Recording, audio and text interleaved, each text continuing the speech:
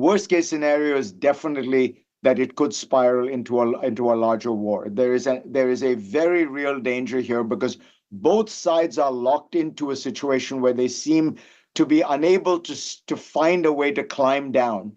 That is exactly what causes countries to kind of sleepwalk into war. And when I sleepwalk, I mean nobody wants a wider war, but they can't see how they can back down. And that places both of them in a position where the only option is escalate, escalate, escalate. The best case scenario at this point is still that there is somehow this can turn into a descending spiral of violence rather than an ascending spiral of violence. In other words, each counterattack can become less pronounced than the next one. So that we're looking at this, Rajdeep, 2 or 3 days from now, and we notice, yes, there's a drone attack here, but the number, the incidence, the centrality is going down rather than up. And if that happens, it can wind itself down. It would be very helpful for the United States to get involved. But unfortunately, at this point, it looks like this is going to be more a case of self-management rather than, Washington managing it. But you're not ruling out the possibility of Washington playing some kind of a role in the coming days. I mean, it's not as if Washington cannot play a role at the moment. Look, I hope very much it does. And, yes, with the Trump administration, the beauty of this administration is it can reverse itself on a dime. If somebody, as Trump is walking to the helicopter, says, don't you think you should be involved more in the India-Pakistan thing? And he says, yes, absolutely. Suddenly the whole administration will turn on a dime and say, that's exactly what we meant to do. Let's call it in a constructive manner, there is enormous flexibility in Washington these days. What was black yesterday can be white tomorrow. So let's hope he changes his mind. And if you were to give one piece of advice, if Narendra Modi ji or someone in the Indian establishment were to call you tonight and say, Fareed, what should we do next? What would you tell them? Keep your eye on the prize. India is in a great trajectory. Peace and prosperity will take hundreds of millions of Indians out of poverty. Don't forget, that is the prize. Okay. Fareed Zakaria, as always, I appreciate you joining us and speaking to us with such clarity and giving us a global perspective to what's been happening here in the subcontinent. Stay well and thank you very much. Always a pleasure, Rajdeep. There you are, Fareed Zakaria giving us a sense of what he feels lies ahead. Meanwhile, the big breaking news that's coming in is that second wave of drone attacks that's taken place. Pakistani drones targeting 11 locations today, scaling up in some parts by bringing in new areas into the locus of these drone attacks, targeting 11 locations. So for the second consecutive night, we've had more drone attacks. Pakistan drones, swarms destroyed by India's air defense systems in Udhampur. Pakistan civilian flights are operational during the drone attacks. And remember, today the Indian government accused Pakistan of using civil aircrafts as a shield during these drone attacks.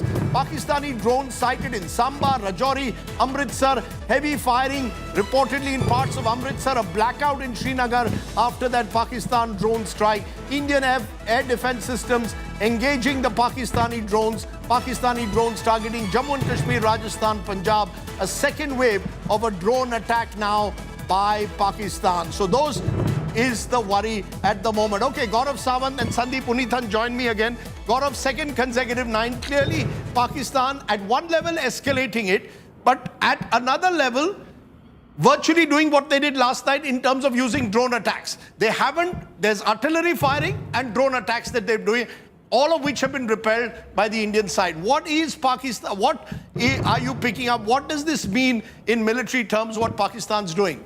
So what Pakistan is doing right now are called probe missions. It's probing where India's air defenses are, how strong are India's air defenses, and where India's air defenses can be weak. So it's a probe mission, it's seeking, and then it'll carry out that big attack as and when it chooses to, Rajdeep. And this is a very precarious situation. But do keep in mind, Rajdeep, we've had 16 fatalities already after the 26 people were killed. So when those Pakistani terrorists singled out Hindus and massacred them, which led to this Operation Sindoor being mounted, after that they've killed Muslims, they've killed Christians, and they've killed Sikhs. So that's the way Pakistan state-sponsored radical Islamist terror is bleeding our people in Jammu and Kashmir, Rajdeep. Okay, let's go straight to our correspondents. Kamilljit Sandu is joining us from somewhere close to the line of control. Sunilji Bhatt is joining us from an undisclosed location at the moment. Ashutosh Mishra is also with us. Let me come to each of you. Sunilji Bhatt, last night this time you were in a bunker, explosions around you. What are you hearing and seeing around you today?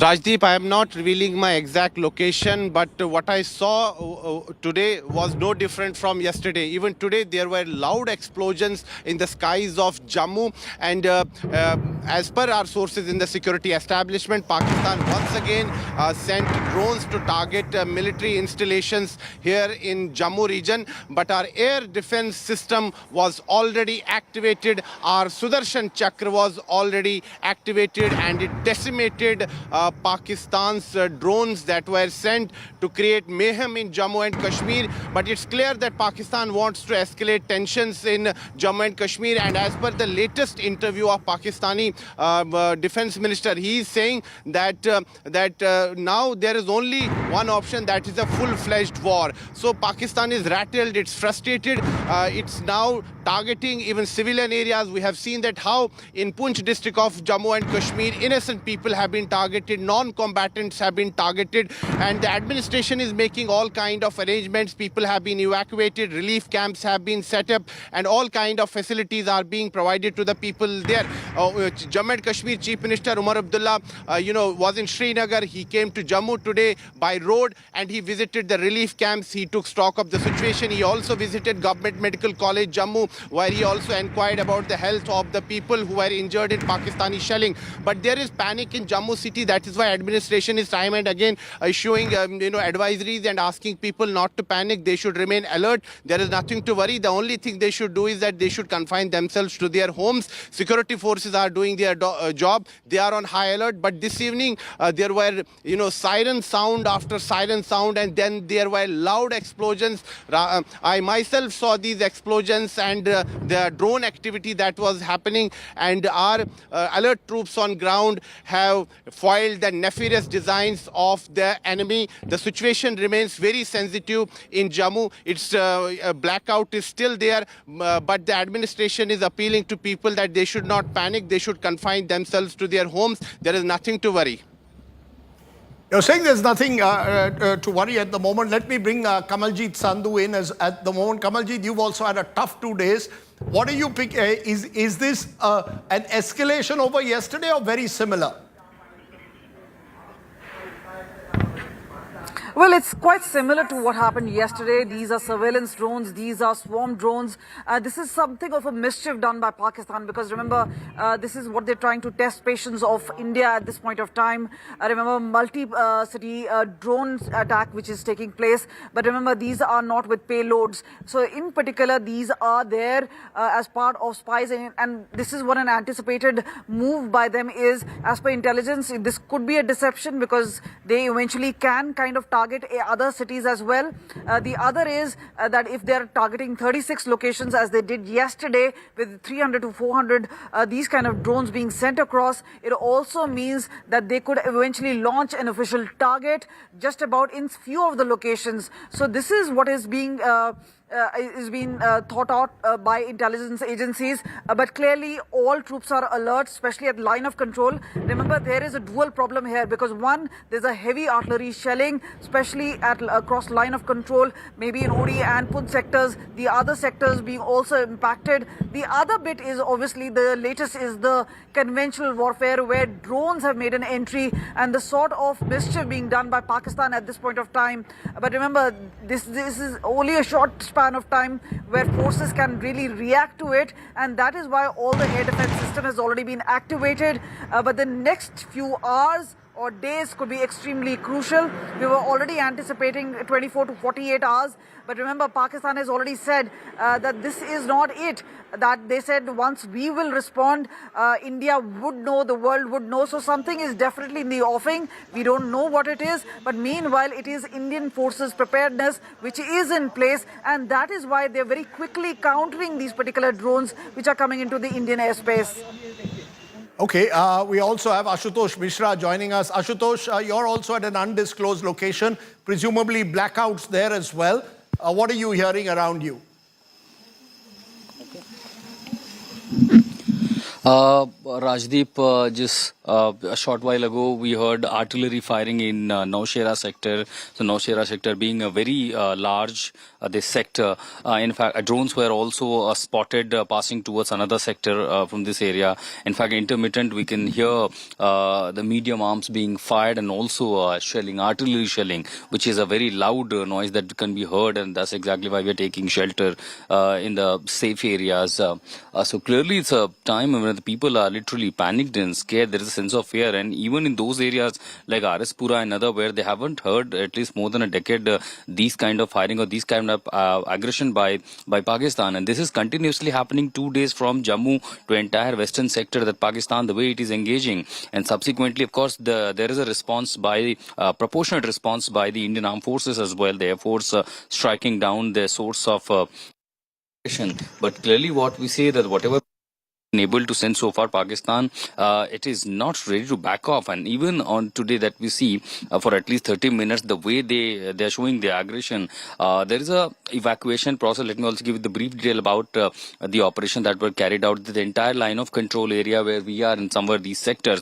I've been traveling all these areas. There's a preparedness to deal with such kind of, and remember Rajdeep, there was always experts been saying that now even the conventional war like this will be only fought by the air assets, and thus we see the cheap drones, the swam drones, and which were easy to understand. It is probably provided by Turkey, because they have the expertise in these kind of swam drone making, and that's we have seen they are also providing to Iran and other such nation. Right. Now these drones are being attacked, targeting the military installations, targeting the airstrips that we see. There were massive evacuation that were done by the administration. People have been evacuated. The blackout has been announced. All these areas there is no electricity to ensure that these drones, we camouflage our territory, we camouflage, and to make a literally blind to the any projectile that is come, or even the fighter jets if they at all dare to enter in the Indian territory. Right. Okay. I appreciate all of you joining us. Stay safe. I want to ask both Sandeep and Gaurav the big question.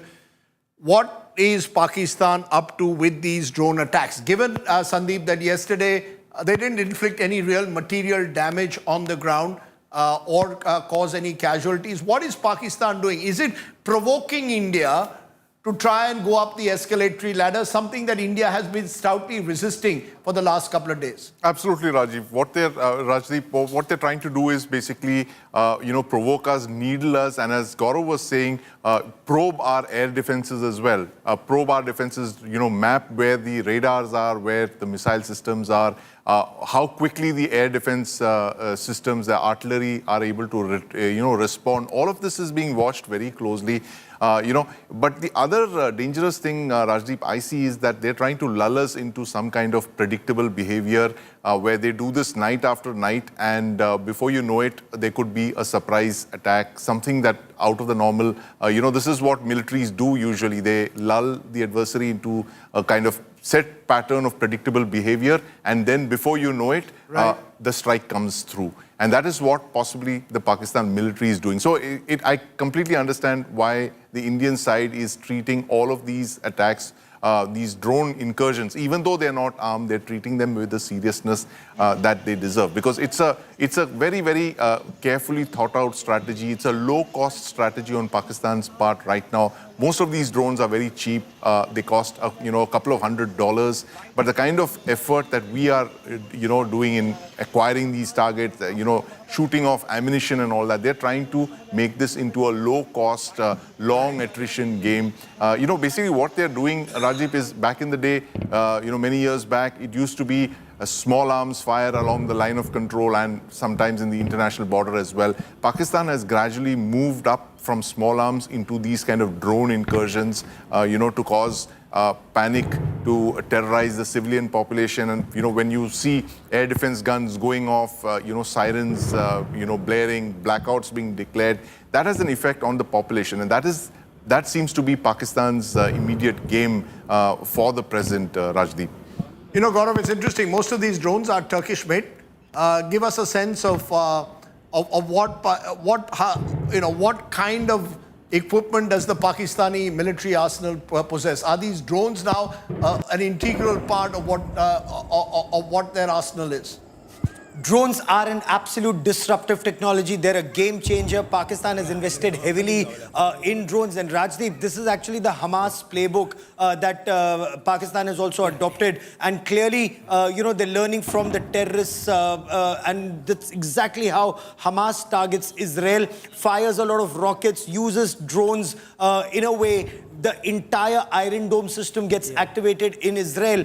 But, India is actually a step ahead, reading this technology and responding. If you notice, Rajdeep, all the way from Leh to Sir Creek, which is from Ladakh to Gujarat, India has both kinetic and non-kinetic means that are being adopted. So some of these are being taken down through jammers. India is also assessing Pakistan. And India is systematically degrading Pakistan's warfighting abilities while being reactive. How? First, their air defense system around Lahore was taken down, something that was admitted. And today, again, on record, India said that 4 kamikaze drones were mounted and 1 air defense system was taken down in Pakistan's Punjab province. Now, these are very expensive air defense systems that Pakistan has. They cost anything between 1,600 to 1,800 crore rupees. And where is the replacement? So that is where Pakistan also becomes equally vulnerable should there be a counter-assault from the Indian side. So both sides are literally testing each other's capabilities. Hold your thoughts, gentlemen. After India, just to tell you what's been happening on the ground through the day. Because after India launched a precision counter-strike in response to Pakistan's unprovoked attack on military installations on the 9th of May 8th, Islamabad hit back and has been hitting back not at the armed forces, but at innocent civilians. Heavy shelling raining down on villages near the LOC, especially in Poonch, leaving behind a trail of destructions. Homes shattered, lives lost, and wounds that run far deeper than just the physical. Tears, trauma, and irreversible loss. That's what Pakistan's provocation has cost the people of the border areas. Take a look at today's special report from the ground.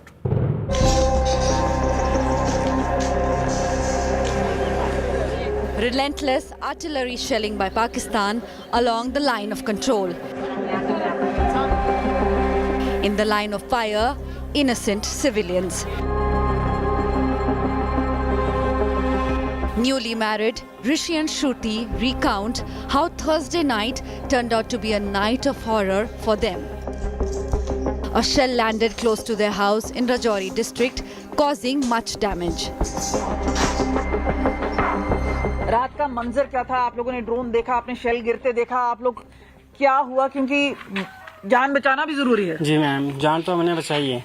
रात को 1:30-2 बजे लगभग यहाँ पे firing जो है शुरू हो गई थी, तो हमने बड़ी मुश्किल से जहाँ पे जान बचाई, छुप के अपने आप को मतलब कमरे में वहाँ पे जान बचाना पड़ा हमें। तो बिल्कुल जस्ट घर के सामने जो है ये विस्फोट हुआ है, तो बहुत मुश्किल था हमारे लिए। तो ये फर्स्ट टाइम था, इससे पहले कभी नहीं हुआ। यहाँ पे सारी हिंदू कम्युनिटीज है, ऐसा कभी नहीं हुआ, this first time. Several houses in the region were hit. रात को कोई पता चला था कोई 20 के करीब इधर बम गिरे हैं इधर। कुछ मकानों के ऊपर तो नहीं गिरे, आगे पीछे गिरे हैं, उसकी वजह से मकान भी उसकी चपेट में आ गया है। तो आप जो रिव्यू करते हैं कोई कॉम्पनसेशन वगैरह? हाँ जी, कॉम्पनसेशन के लिए आए हैं, जनाब लिस्टें बना रहे हैं उनकी, कितना नुकसान हुआ वो उसको वेरीफाई करने के बाद हम ऊपर सबमिट कराएंगे उसकी report. Many took shelter in a nearby bunker. हमारा जो घर था वो भी ऐसे हो गया है, टीनू वगैरह था वो भी उड़ गई है।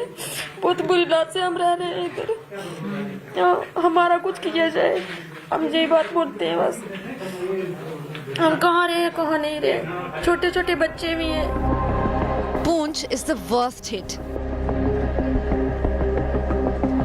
Multiple shelling, only this house got affected, which received at least 2 shellings, and all these areas were under the fire of the Pakistani shellings. When the army started indiscriminate firing by using unconventional mortars, which are usually used in a convention war. And 2 kids were passing exactly on the day early morning, which also came under the fire and the impact, and 2 children died. वो इस गली से जैसे बाहर आए, इस गली में आगे वाली गली में, इधर से पता नहीं फिर कहीं से दूर से उड़कर आया कुछ या कुछ है, वो दोनों बच्चे जो हैं, एक बेटी थी एक बेटा 12-13 साल के, वो दोनों उधर ढेर हो गए और उनकी जो मदर थी वो थोड़ी आगे थी और उनके जो फादर साहब थे तो वो पीछे थे, उनका भी ये बाजू कट गया। अब मुझे लगता है वो अमृतसर में या शायद जम्मू से रेफर कर दिए आगे, तो उनको इधर पेट में भी लगी है, उनकी भी कंडीशन जो है काफी अपना बहुत खराब कंडीशन है। Villagers are counting losses after 2 days of mayhem. Many victims of shelling were shifted from Salamabad village in Uri to Baramulla for treatment. Zeenat, injured in the attack, breaks down when asked about her house. Ration जल गया, कुछ लगाने के लिए कुछ नहीं रहा, कपड़ा नहीं, कुछ नहीं, घर कुछ नहीं निकाल पाए। घर मेरे आंखों के सामने जल रहा था, मुझे तो ब्रेड चल रहा था, मैं क्या करती उस टाइम। सब कुछ खत्म हो गया हमारे घर में, कुछ नहीं रहा, कुछ नहीं, सिर्फ मुश्किल से जान बची बस, और कुछ नहीं।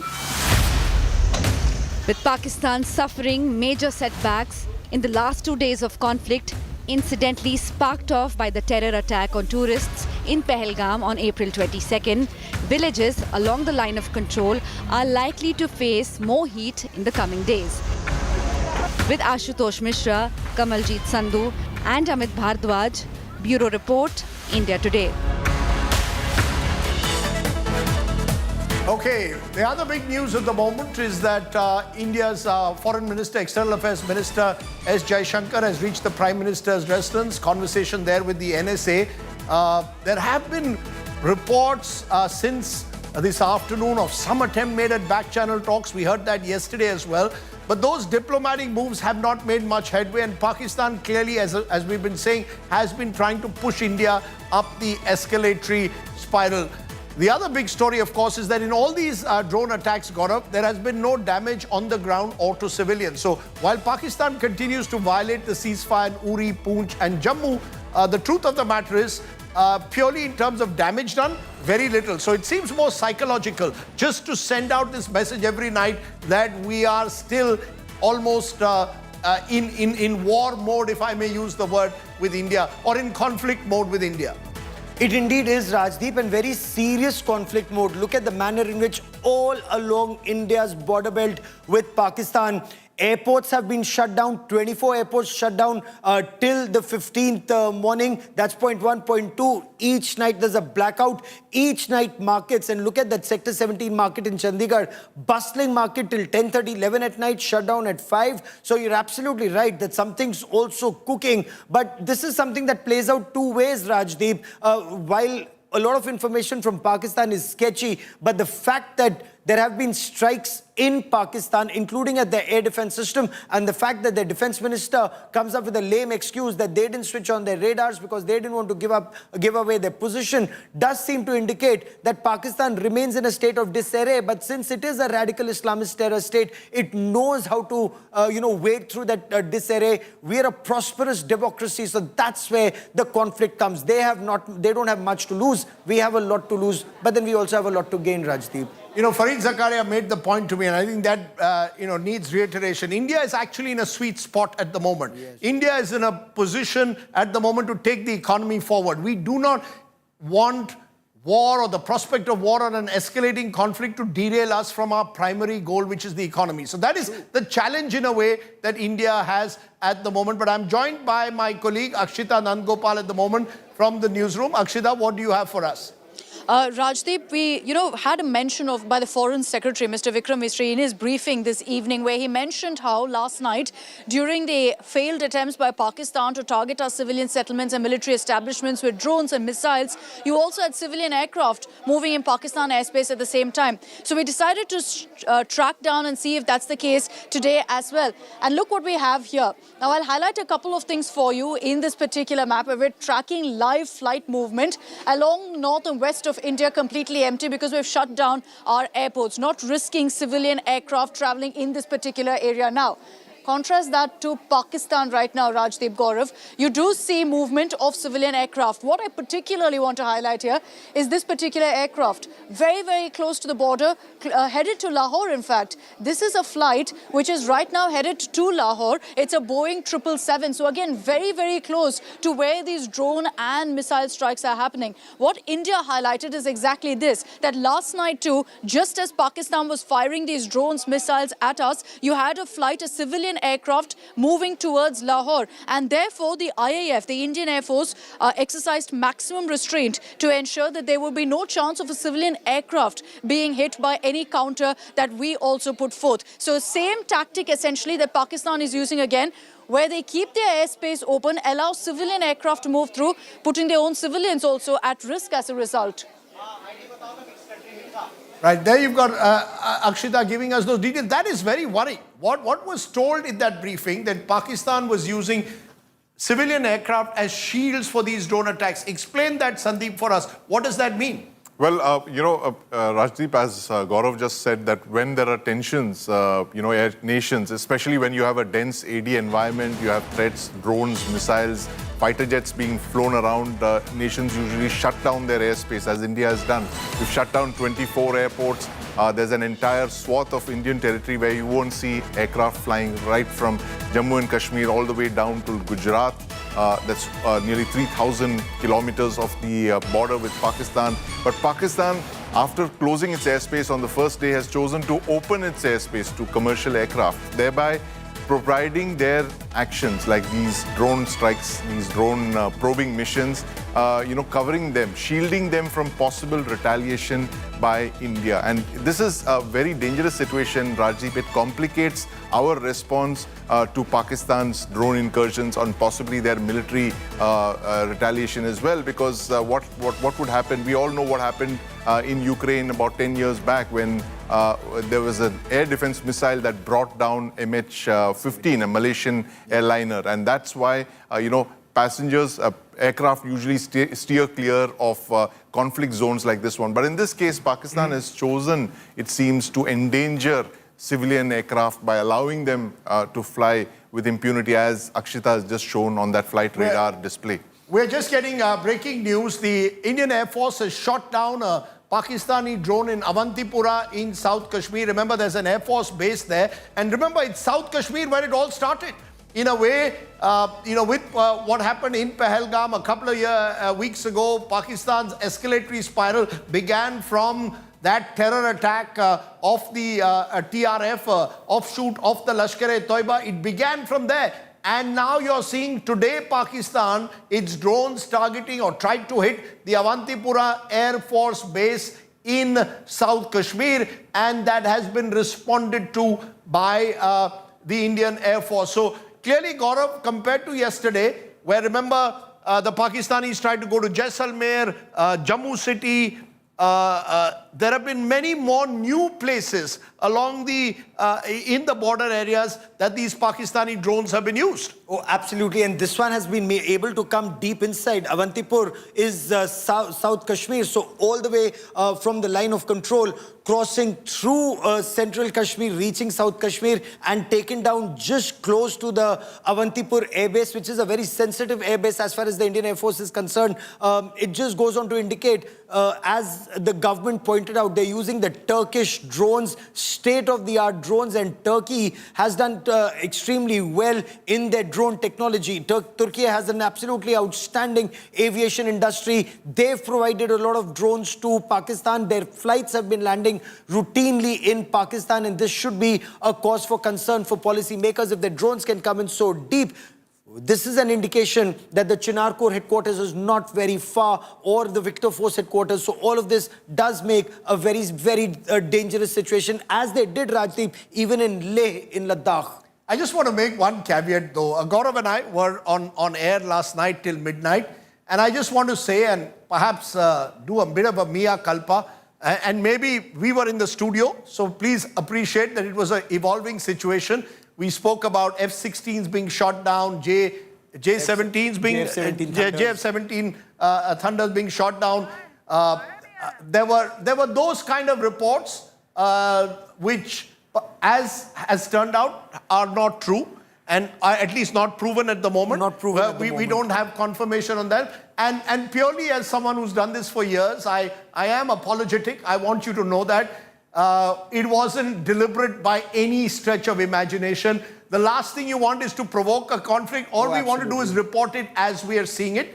And that's what we'll try and do. We will try and put even more filters to make sure that the news you get is authentic. There was talk of a Rajouri terror attack. That was not confirmed, turned out to be untrue in that case. I think we need to be more cautious. So I think from Gaurav and my perspective, I think we are very clear.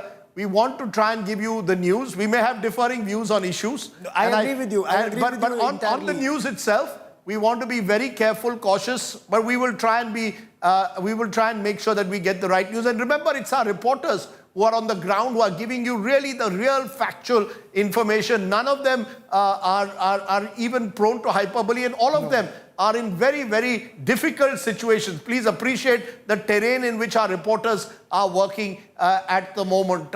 Also, I might add here, we haven't done what many of the Twitter social media factory did. They said there was a coup in Pakistan. Someone said a Pakistani pilot had been captured, that the Indian army had got into Islamabad. So we could claim that, look, we've tried, we've got a few things wrong, and I'm openly willing to concede that I will be more careful next time. But let's go to Kamilljit Sandu, who's joining us at the moment. Kamilljit, you've been bravely there right through for the last couple of days. I met you in Srinagar as well. What are you seeing around you? We've just heard in Srinagar, Gaurav was making the point about the significance of these drone attacks targeting that Air Force base in Avantipura, which has been repelled.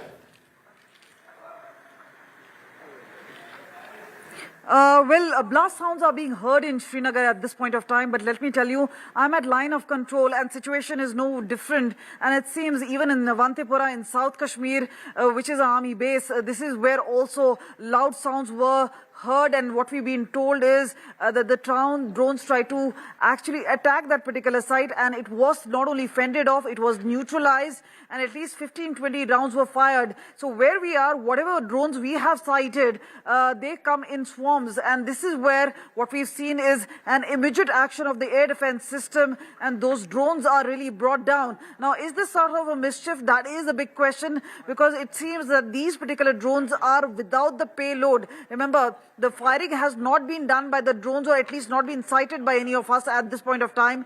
But clearly there seems to be an escalation, because remember, this is what has happened just about yesterday. Today, again, multiple states, multiple cities where drones are being sighted. So this is a sort of a provocation coming in from Pakistan. They definitely have something in mind. And remember, the sort of statements coming in either from DG ISPR or from the defense minister, this is very clear that they want something more to come, especially from this particular situation. So there has been an escalation from Pakistan's side, because clearly they're not stopping at just about one particular evening. This is the second one where drones have been sent in. This is to create chaos and confusion. But meanwhile, what is happened is not just a coordinated blackout happening in different cities. There's a big security grid response happening to these particular drone attacks at this point of time. But clearly, no casualty, no damage reported so far. But the drones have been brought down one after the other. And what is being reported is both in Jammu Kashmir and Punjab, where multiple drone sightings seen in different locations, both at line of control and near the international border. You know, Rajdeep, what's also very significant at this point of time was an infiltration attempt this morning, which was caught on camera. And according to the Border Security Force, these were a group of 7 Jaish-e-Mohammed terrorists who were trying to infiltrate. They were spotted on camera through the handheld thermal imagers and neutralized. So there is threat not just of Pakistani drones, but Pakistani terrorists too. And that's been a familiar practice that the Pakistanis have adopted, isn't it? That they've used cross-border shelling in the past to push in infiltration. Yes. And they've done it usually soon after the snows melt every year over the years in Jammu and Kashmir. They attempted it this morning, as Gaurav says, and that was foiled. So clearly Pakistan attempting to provoke India into escalating this conflict. The question is, how long can India then adopt this policy of restraint? It's been very restrained in terms of singling out terror infrastructure at the outset and giving measured retaliation subsequently. Of course, in TV channels, if I may add, people have gone on to Karachi port we were, it is embarrassing at one level when you see some of the stuff done on TV channels, but the government of India has been far more restrained in making sure that their attacks have been proportionate, measured and focused. I think, and for effect. For example, taking down Pakistan's air defense system in Lahore. And at a cantonment this morning, which was confirmed officially by the government. And we are only giving out information that the government has officially confirmed that another air defense radar was taken down. And Rajdeep, this Pakistan cannot replace very quickly. So the effort is to not just degrade their warfighting capability. Should there be an escalation, then you punched a hole in Pakistan's defenses. One of the points that Fareed Zakaria made, though, in that interview, which troubled me, is when he mentioned the fact that at the moment, the back-channel communication between India and Pakistan is non-existent. One of the advantages that we had in the past was an effective back-channel that existed at different levels between India and Pakistan. That's non-existent. So who's going to come and talk to the two countries? Really, the United States has almost washed its hands off. They want India and Pakistan to mutually stop this. Now, that's not easy in the circumstances, given that Pakistan is constantly provoking India. As we've been saying, Prime Minister Modi has met the NSA, has met Dr. S. Jaishankar, but that's going to be a big challenge going ahead. How do you achieve that kind of diplomatic backroom talks that can bring down the temperature? In a moment, I'll be joined by a 1971 war hero, Admiral Arun Prakash. Will join us, one of India's most distinguished Navy admirals. But that is a fighter pilot who won a Veer Chakra in combat in that India-Pakistan war. He bombed Sargodha. He's like true war hero. That's right. We'll be talking to him about how can we de-escalate. How does one deal with the situation at the moment? Does one go up the kinetic action ladder? But that is a problem, isn't it, at the moment, Sandeep? Because you've got a situation. India opposes the IMF loan to Pakistan. The breaking news that we are getting, remember, India abstains from voting at that IMF meeting. India has opposed an IMF loan to Pakistan. Remember, Pakistan has had over a dozen IMF loans as a bailout in recent times. India has questioned IMF aid over Pakistan's poor reform record, warns of misuse of funds for cross-border terrorism. India has highlighted Pakistan military's control over the economy, says repeated bailouts are risking the IMF's credibility. India has urged moral checks in global lending decisions. Now, that's an interesting way to look at it, because one of the ways that India has attempted to put pressure on Pakistan is use water as a weapon, keep the Indus Water Treaty in abeyance, and now trying to get the IMF also to put some check on Pakistan. Unlikely that Pakistan won't get that bailout since it had been cleared at different levels, but at least India has made a strong point that you cannot allow those funds then to be used to fund terror. You know, two things here. IMF is not a charity. IMF cannot give money if that money, instead of going for the benefit of people of Pakistan, is fueling Pakistan's military jihad complex and is funding radical Islamist organizations like the Jaish-e-Mohammed, who incidentally, Rajdeep, you know better, was involved in the killing of Daniel Pearl, a wonderful journalist working for the Wall Street Journal, who was beheaded by Omar Saeed Sheikh and Jaish-e-Mohammed terrorists. So Rajdeep, does that country deserve an IMF bailout? Clearly not. And that's Pakistan that says water is being used as a weapon. India is simply saying that we need that water for our people of Jammu and Kashmir, and it needs to be renegotiated so that it benefits us more. So, you know, it's not a weapon. It's something that needs to benefit our people more, Rajdeep. Sunilji Bhatt and Aman Bhardwaj are with us. Aman, can you tell us what you're seeing around you at the moment? You're again in one of the blacked out areas along the border. Yes, Rajdeep. Right now, there's from last 2 hours, there's a drone movement here in the sky, and there's a complete blackout in the city.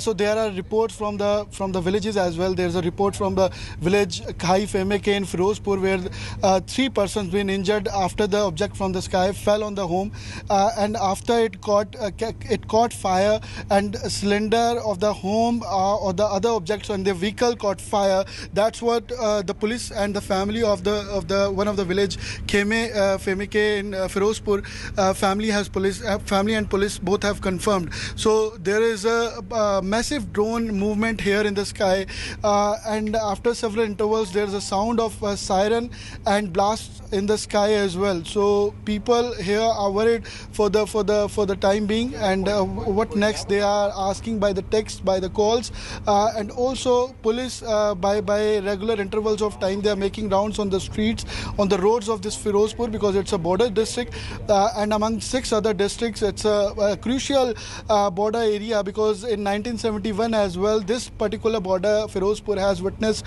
20 villages at the border line has witnessed the major escalations on the borderline. So it makes it very crucial and very sensitive also if there's such movements of the drones in the sky and there's a blackout in the city, and there are incidents of fire and attacks in the villages that got fire, and some of the accidents that got fire by this drone activity as well, Rajdeep.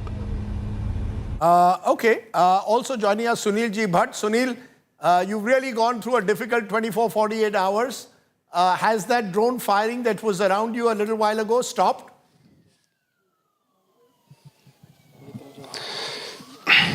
Right now, I am at an undisclosed location in Jammu, and even now, I can hear the sounds of siren, and intermittently, explosions can also be heard. So that means there is some activity going on in the skies. I am relatively now at a safer location, but even now I can hear explosions taking place in the skies of Jammu. So it's clear that it's going to be a very long night, and Pakistan is resorting to provocation after provocation, and earlier we used to see that Pakistan used to resort to shelling in the border towns, in border villages, but now even in Jammu city drone activity is being witnessed, and we have already activated our air defense system, and with the help of that we have been able to neutralize this threat. But for almost 20 to 30 minutes there was a lull, but now we are again hearing sounds of sirens, and intermittently we can also hear sounds of explosions here in Jammu city. And Rajdeep, I have also you've spoken to my sources. Pakistan has resorted to heavy shelling in the border areas, whether it's a line of control in Poonch district or even in Jammu district's Araspura sector. So civilian areas are being targeted by Pakistan. Pakistan is resorting to heavy shelling, and innocent people are being targeted, non-combatants are being targeted, and even now I can hear sounds of explosions intermittently. And it's very important to note that Pakistan's Defense Minister Khwaja Asif, in his latest interview to a news channel in Pakistan, has said that chances of de-escalation are now minimum, and full-fledged war is the only option. So Pakistan is rattled, it's frustrated, now it's issuing threats, and it's for last 2 days we are witnessing that Pakistan is sending drones to create mayhem in Jammu and Kashmir, but our troops are on alert mode, and we have activated our air defense system. Pakistan is biting dust, and we are foiling the nefarious designs of the enemy. Okay, we're getting our reporters to give us situations on the ground from different parts. Just to tell you that those images we are getting are deferred images. We've been very cautious not to use live images. That's from Khai Feme village, district Firozpur. On the border, an object fell on a house. The diffuse elements from the drone fell on their home, after which their home has caught fire. We keep saying this, innocents get caught. It's civilians who've suffered the most. There was the Ministry of External Affairs pointed out to a Christian-run, missionary-run school where people were the school was targeted by Pakistani artillery firing along the border, and people have lost their lives. There's a Gurdwara, Gurdwara where people have lost their lives. 2 children have lost their life in that missionary school. So you've got a situation where civilians, innocent civilians, are losing their lives. Let's go to Gurdaspur at the moment along the Punjab border with Pakistan, where I'm joined by Maushmi Singh. I just want to tell you, Maushmi drove all night to be in Gurdaspur. She's quite remarkable in her energy. And I think, Maushmi, tell us what you've been seeing around you this night today. Right, Rajdeep, you know, we've been here in and around crisscrossing villages and right, I can tell you at about when the blackout started, we started hearing a lot of sounds and it was raining drones, almost 15 to 20 blasts we heard in the air. We spotted some and all of them decimated by the Indian Army. And we've seen in this border district, you know, there have been villages who have been really looking at this imminent war that's unfolding. They feel that the war is coming, but at the same time, you know, there is a lot of resolve in them that they have to stand up to it. They are preparing for it. Even right now, there's a complete blackout in this entire area. We've also got our windows rolled up, and you know, you spoke about driving all night. It's nothing, in fact, in front of the valor and the resilience that our forces have shown, Rajdeep. And you know, almost matching that, and you know, it's like a trickle effect. We've seen citizens in small villages, you know, how they are, you know, gathering their energy, their stamina and courage to face whatever lies ahead. You know, the security personnel, the civil staff, defense staff, just you know, boosting their morale, and they're all up in you know, very, very strong spirits here in Gurdaspur and the entire belt. You know, you've got therefore an entire belt, Gaurav, from Rajasthan, Punjab, Jammu and Kashmir, which night after night for the last 72 hours have been witnessing blackouts and have been targeted. It's those in the border areas who tend to suffer the most every time these attacks take place. Oh, absolutely, Rajdeep. I mean, look at this. It's 770 kilometers of the line of control from Jammu all the way to Leh that's now impacted. It's 3,500 kilometers of the international border between India and Pakistan that's impacted. And 24 airports being shut down, marketplaces shut down, these homes burning. It does impact the economy differently. But then there has to be a solution to dealing with Pakistan's state-sponsored radical Islamist terror, Rajdeep. And when you look at those images of Pakistan army attending funeral of terrorists of Jaish-e-Mohammed and Hizbul Mujahideen and Lashkar-e-Taiba, that military jihad complex in Pakistan has to be dealt with somewhere, Rajdeep, even if it means going up the escalation ladder or perhaps not going up that escalation ladder, Rajdeep, that may bleed Pakistan even more. Should India go up the escalatory ladder or not? What lies ahead? I am joined at this moment by someone who, as Gaurav said, was a 1971 war hero, former naval chief. Admiral Arun Prakash joins me. Appreciate you joining us, sir. Admiral Prakash, we are seeing in the last 24 hours growing escalation in this India-Pakistan conflict. Pakistan using drones, missiles to target Indian military establishments. India in return neutralizing Lahore's air defense system, radar systems. How do you see what's happened over the last 24 hours? Are we seeing an inevitable escalation in this conflict, Admiral Prakash?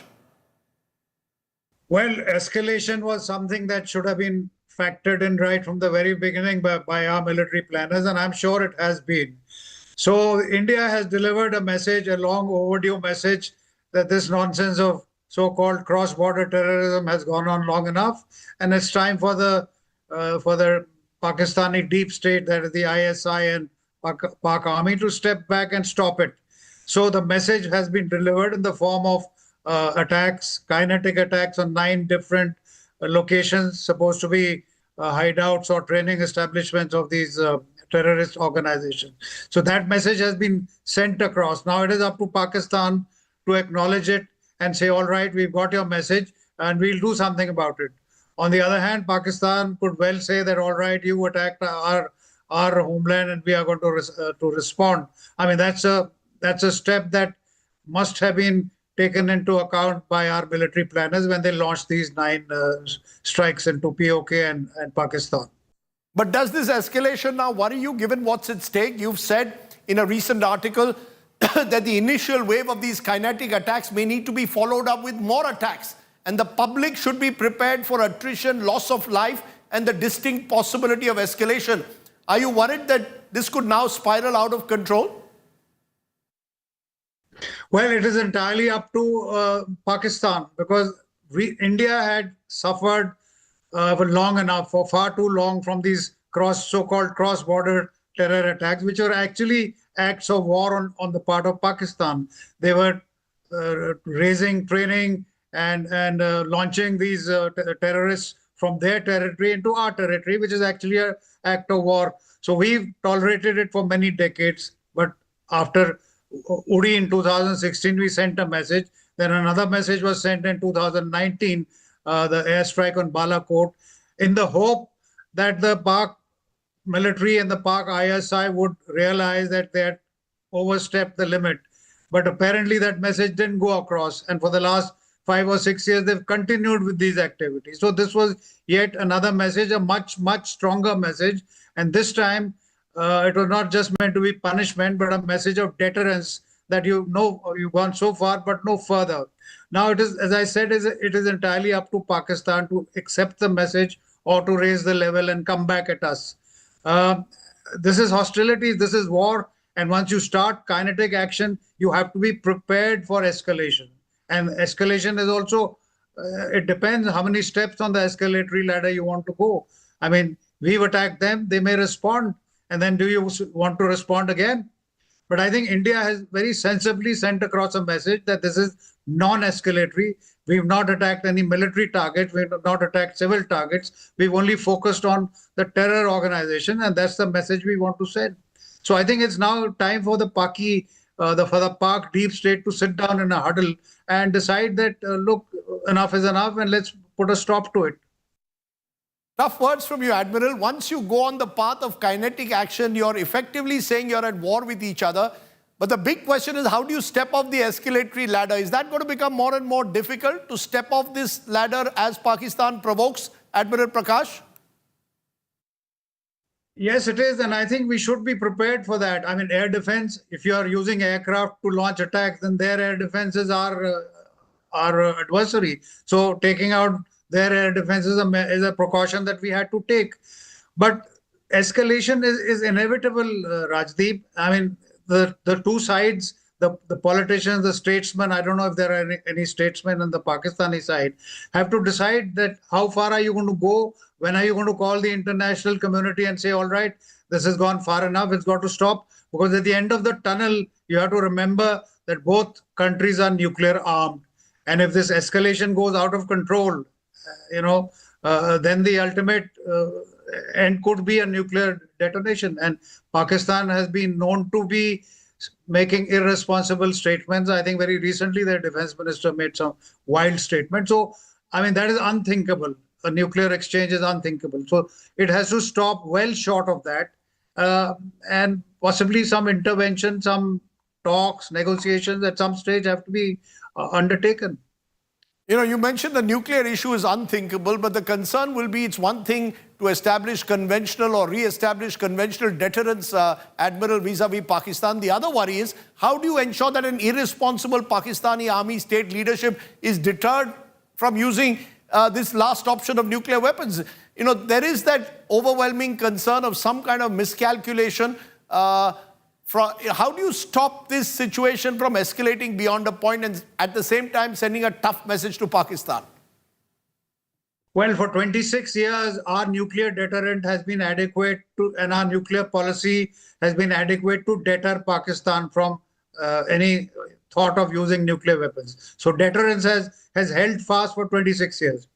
And I'm quite sure that it will continue to do so, because for all the irrational, wild statements that they seem to make, I mean, self-preservation is a very powerful force.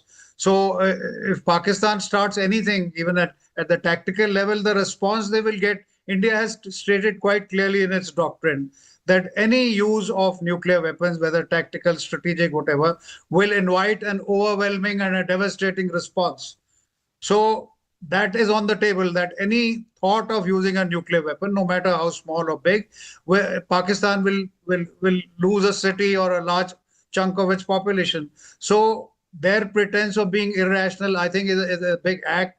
no country wants to be, sort of and lose a huge chunk of its population. So I am fairly confident that we will not reach that stage. Now, how to get off ramps from this building up of tension on both sides, where to get off gracefully is something that the statesmen, maybe, negotiations, third-party negotiations, something like that has to be done. We've sent a clear message, a kinetic message, that we don't want any more cross-border terrorism. The guilty party is Pakistan. It is up to them either to accept this message and say, all right, we'll think about it, or to escalate it and then decide how far they want to escalate, because if they escalate, they will get harder and harder knocks from the Indian side. That is inevitable.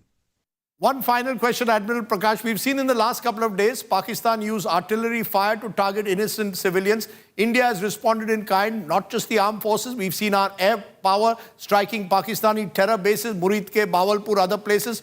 What about naval power? You're seen as one of India's most distinguished naval admirals. Is naval power also an option if Pakistan chooses to escalate beyond a point? Well, yes, if it comes to that, I mean, if it's a graduated escalation, then the naval power can certainly, because naval power takes a little time to have effect, because it will affect the economy. Now, let's remember, when we think of Pakistan doing reckless things, that they're a much smaller country, smaller population, economy which is in deep, deep trouble. They're taking loans only to pay off other loans. They have ethnic problems, huge internal domestic problems. So they are not in a state to be overly aggressive.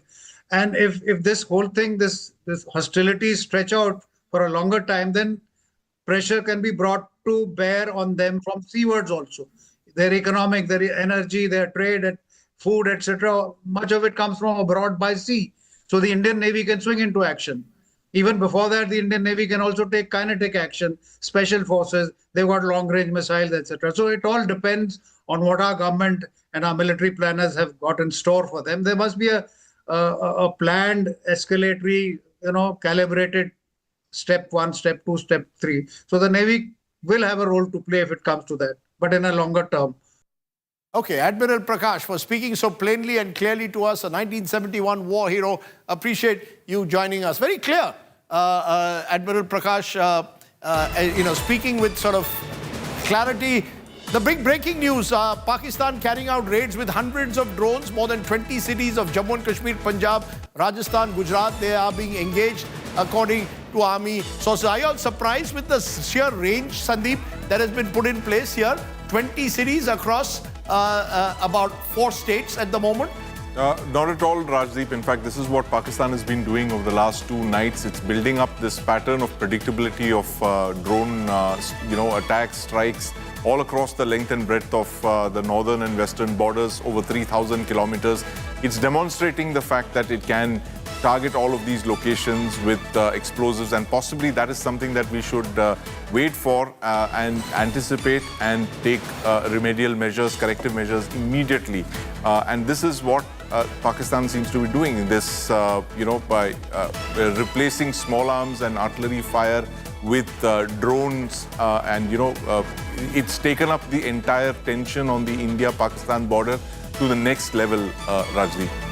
Gaurav, your sense, has Pakistan between last night and today taken it to another level? So last night it was 36 different cities, 400 attempts by Pakistan, drones, rockets and missiles. Today, the night is still young, Rajdeep. This will go on till late at night, perhaps early in the morning. But early in the morning is when our systems will be absolutely alert, because they could either try rockets, missiles, or maybe a fighter jet raid. God forbid, because there will be consequences should Pakistan seek to escalate. But this is not yet escalation, Rajdeep. When you look at the escalation ladder, either kinetic or non-kinetic, this is still preparation for that escalation. You're just trying to assess each other. You're just trying to assess who's stronger, where, what will my next move be. So in that chessboard, both the armies are now putting their pieces together, and then the move will happen, and that will be very sudden, and then the escalation may just be very sudden. But before that, if you also notice, Rajdeep,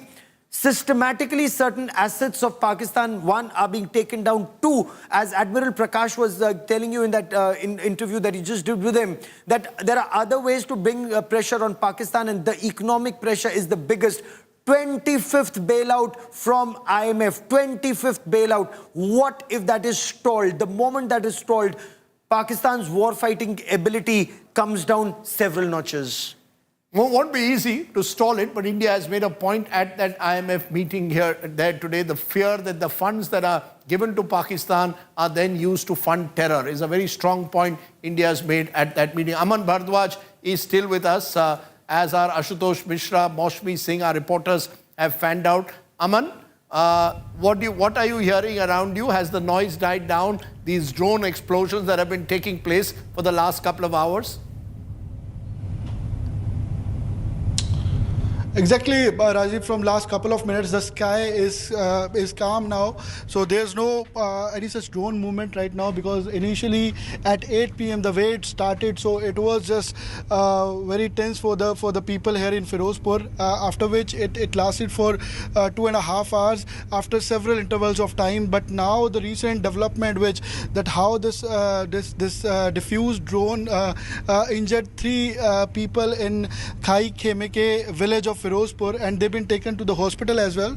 SSP Bhupinder Singh, who's the Firozpur SSP, has reached the spot. He reached the hospital as well, and he made the confirmation that how from the remaining of the drone that got diffused in the sky, it fell on the house, and the house then caught the fire, and their vehicle, their things in the house, they were burning, and they got injured themselves as well. So all the 3 were admitted to the Firozpur hospital, but these activities are making somehow people more worried about the situation, that are they safe, are any object coming from sky to their home as well. So that is the reason that this blackout is helping people around, because their home was told to be that the light was on in their village of their home. So that was the reason that somehow it caught fire, or the incident took place.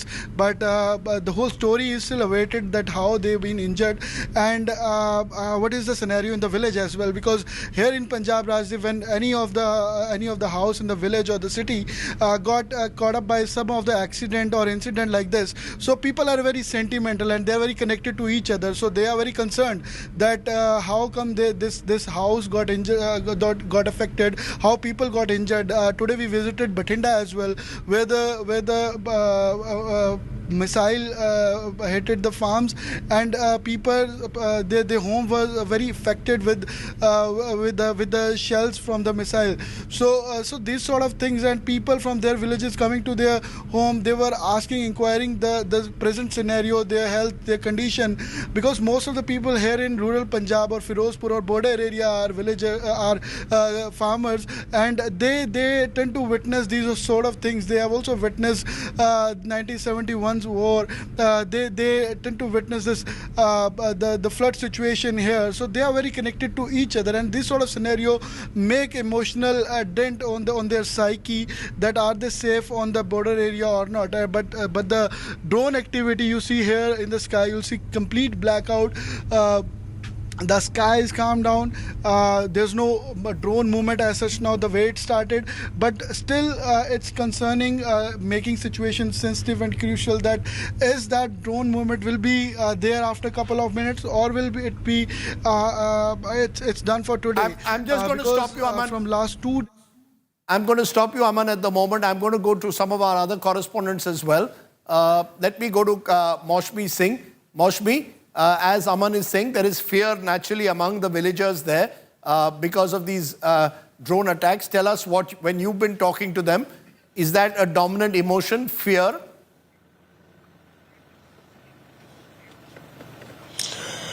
Rajdeep, I've been to 3-4 villages today, and I can tell you that this side of Punjab, the villagers are really prepared. They've seen during the Kargil war how tension prevailed, and most of them talk about 1971, the elderly, and say that we are training our young ones not to be scared. And more so, they are rooted to their village. They know that they have no other home but this one, and that's why I see a preparedness, a mental preparedness when we talk about war or a long haul as far as this prevailing tension is concerned. I've seen ex-military personnel training the kids if there are splinter bombs or if there is a blast, what to do in an emergency. We spoke to homemakers today, and they've been stacking food, they've been stacking medical medicines and a lot of ration to ensure that they can survive for 2 months. But the underlying factor is that they do appeal that there should be some talk and some sense prevailing as far as Pakistan is concerned. They know that Pakistan is a repeat offender, but they hope for peace, that there should be talk across the table.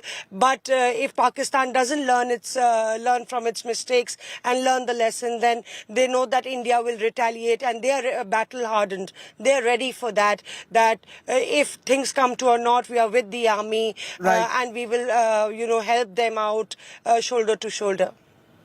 Okay, Gaurav, before we go to Kamilljit, you want to explain the air defense systems that India is using to neutralize Pakistan drones? Gaurav's going to explain that for you. Take a look. So what was India's weapon of choice? In fact, there were multiple, and this is actually India's big strength that Pakistan lacks. Made in India weapons, made in Russia weapons. I'm telling you about all of these in one go. So I want to begin by first talking about the S-400 systems. Take a look at the world's most advanced air defense shield that India has, the S-400 system. And why is the S-400 perhaps the best long-range air defense systems in the world? It's better, arguably, and that's what those who use it say, better than America's THAAD system, the Terminal High Altitude Air Defense System of America. So the S-400 system, as you can see, is road mobile. It's based on these vehicles that can quickly be moved from one area to another. One are these canisters which have the missiles. The other is the command and control structure. And the third are those radars. So they scan multiple targets simultaneously up to 600 kilometers away and can destroy them up to 400 kilometers away. What are those targets that they can destroy? They can destroy an incoming aircraft. They can destroy an incoming cruise missile, a ballistic missile, an unmanned aerial vehicle. Multiple targets can be tracked 400 kilometers away. Targets can be destroyed. 160 targets can be shot and destroyed. 72 targets can be engaged simultaneously at various ranges. So this is an amazing system.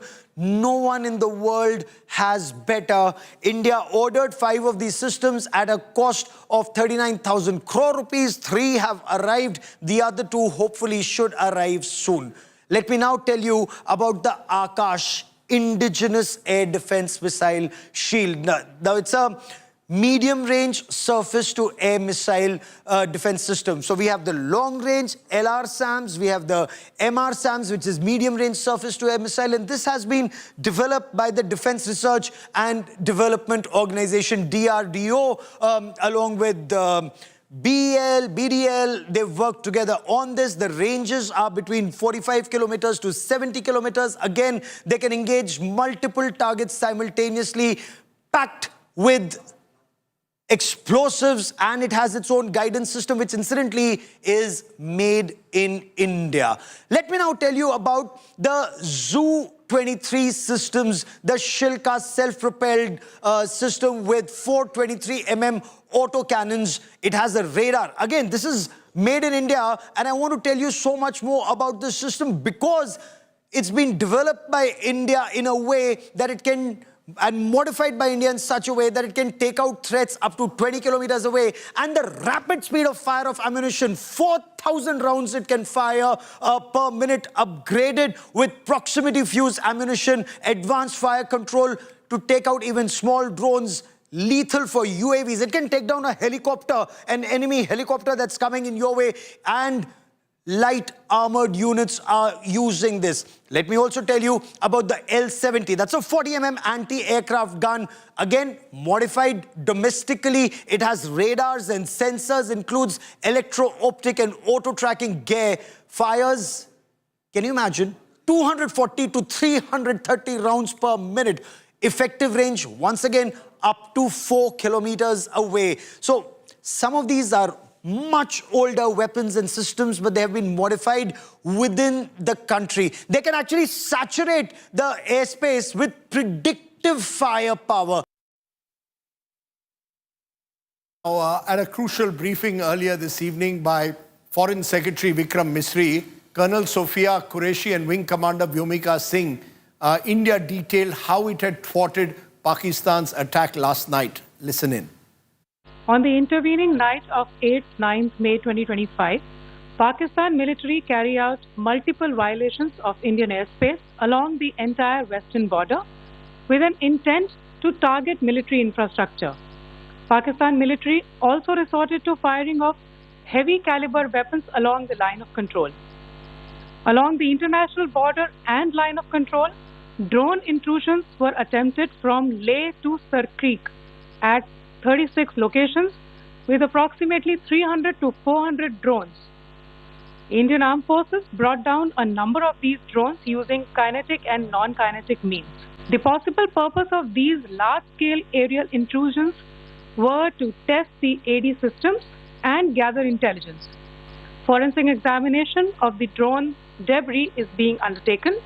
Preliminary reports suggest them to be of Aziz Guard Songa drone of Turkey.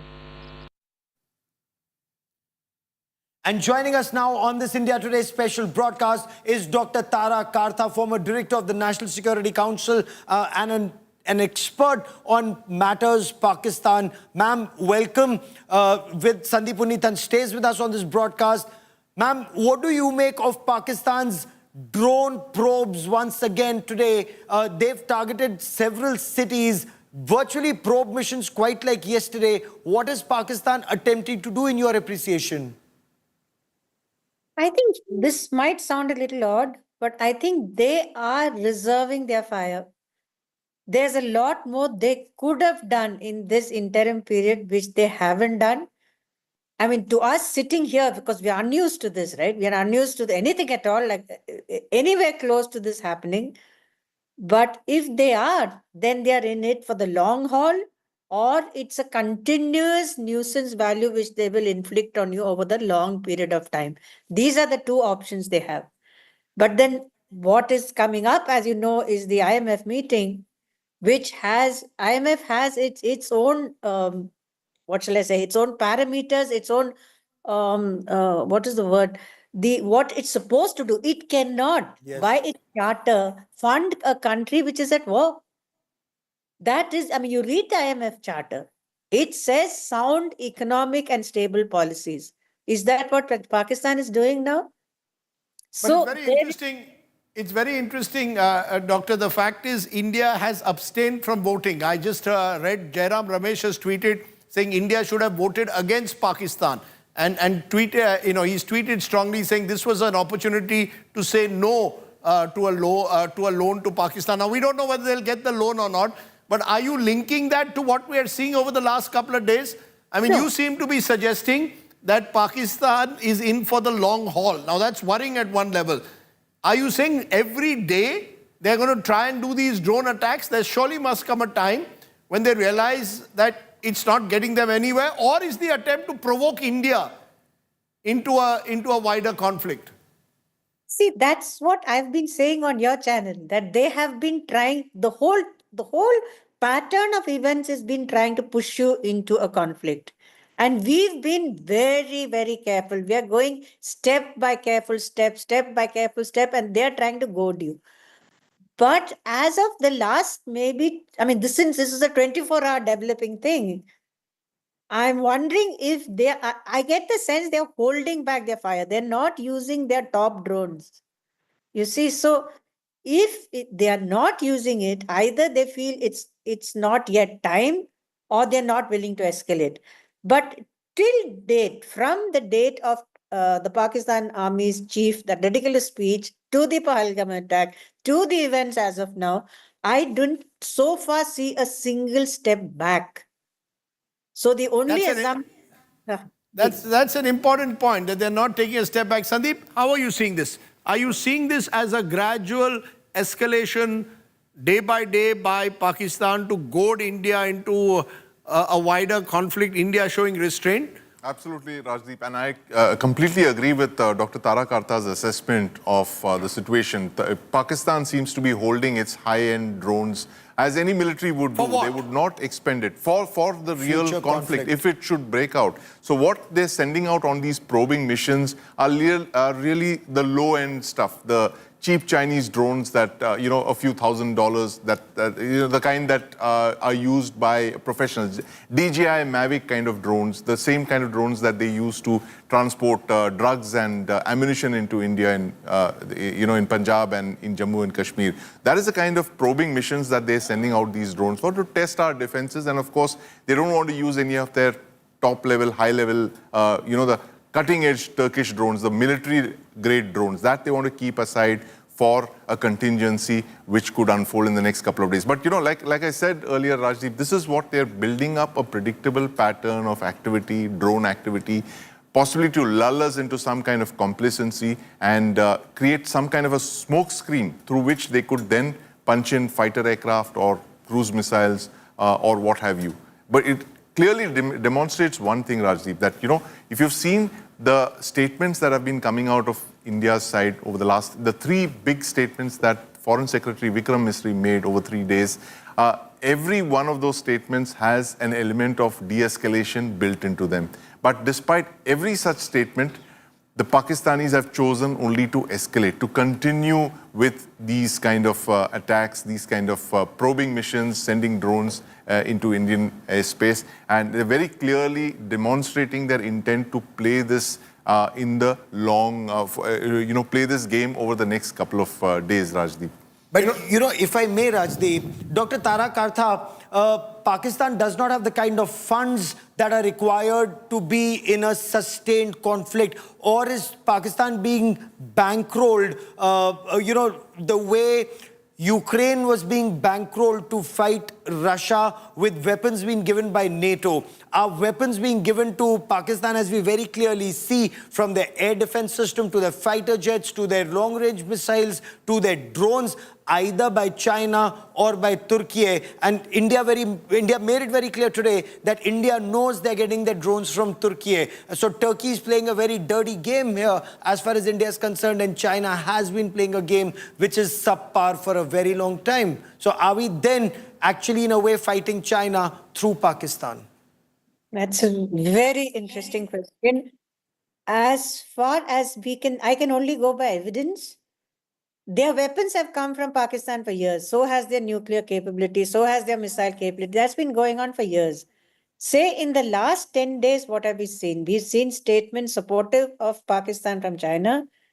We've seen some excellent intelligence from Pakistan. I don't know where that's coming from. So I'm just giving you the facts as I see them. They predicted your attacks 2 days ahead of time. And some other aspects as well.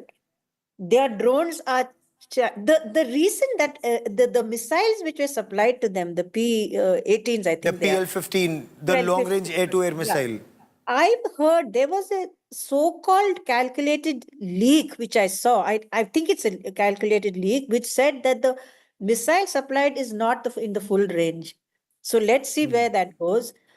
I honestly don't think China would want us to go to open war. But this kind of debilitating drone attacks, they'll be okay with. So that much we can go on. But there is also two interesting aspects. One is they've talked of the recent IMF report has talked of a 38% increase in remittances Who gets 38% increase in remittances? That's amazing. Number two is that in our exercises of going through the Pak defense budget, the economic budget throughout the thing, I remember we saw one footnote, that was all, which said military loans to Pakistan from China. Some, I forget how many billions it was. It was just a footnote. Then again, we went through the whole budget. I couldn't find where that money was.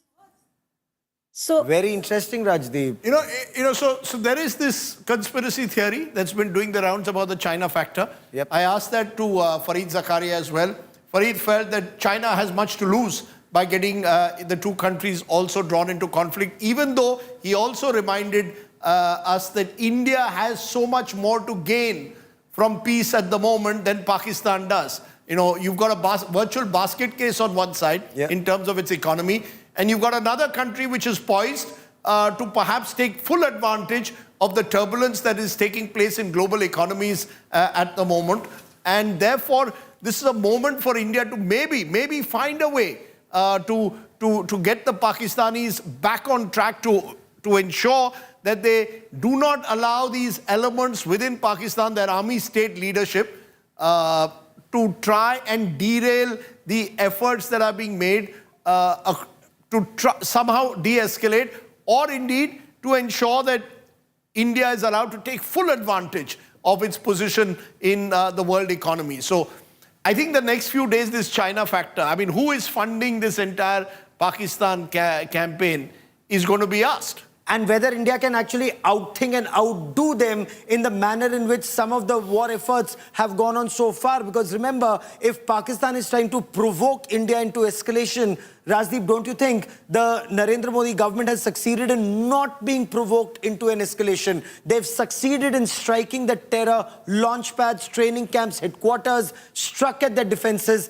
and yet that escalation hasn't happened. I think the challenge is, can kinetic action and strategic restraint coexist? Oh, absolutely. Can you use your moments for restraint, and can you use your moments for kinetic action, and can you choose them wisely? Dr. Kanta, we've run out of time.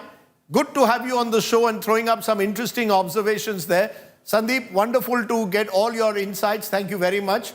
And Gaurav and I have gone through 2 hours without arguing with each other, which is quite an achievement.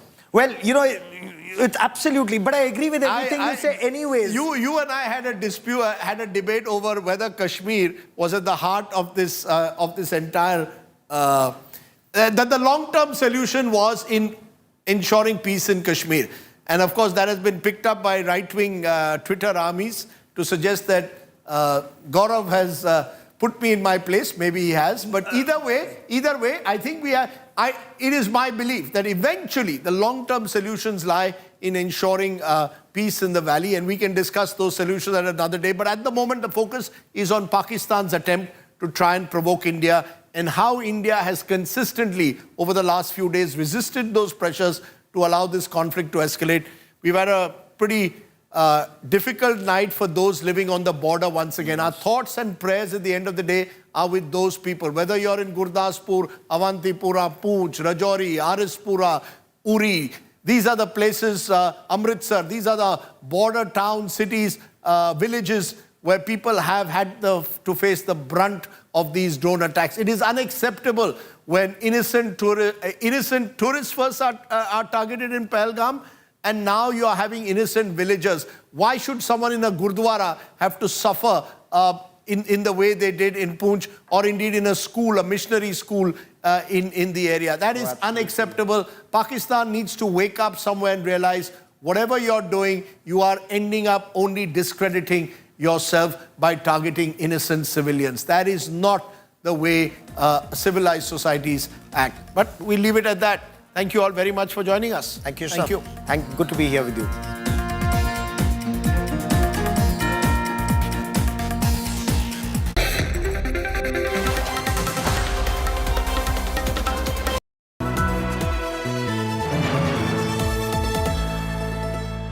Motorola Edge 60 Pro, the edge of excellence.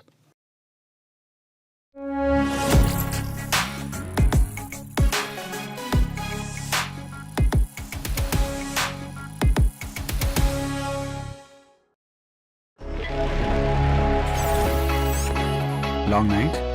You have no idea. I got you.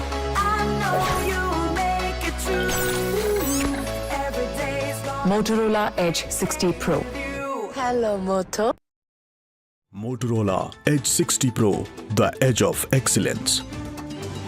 Hi, here are the top headlines presented by Motorola. Over 50 Pakistani drones and 8 missiles destroyed. IPL suspended for a week amid tensions. Indigo cancels flights to border areas. An India Today world exclusive. 2010 India Today inside Muridke. A safe haven for terrorists. Pakistan uses terror as part of state policy. 2025 Muridke terror hubs wiped out. Big story coming in. Muridke has been targeted. Oh my God, the terror epicenter has been targeted. Information just coming in. Indian missiles have struck the Lashkar-e-Taiba headquarters. Muridke has been bombed. It's a big, big story. This is India's Operation Sindoor. The line of clarity with Gaurav Sawant. Only on India Today.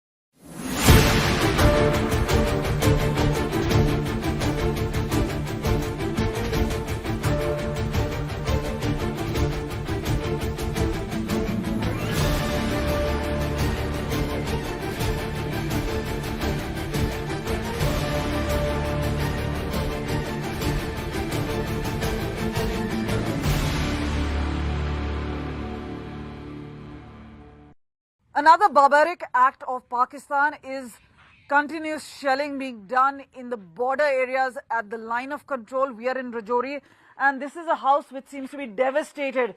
A major impact has been taken. It's a newly built house, but here you see the impact of the shell. The shell fell a couple of meters away. There's a crater there now. What you see out here is the ramification, the effect of, look at this.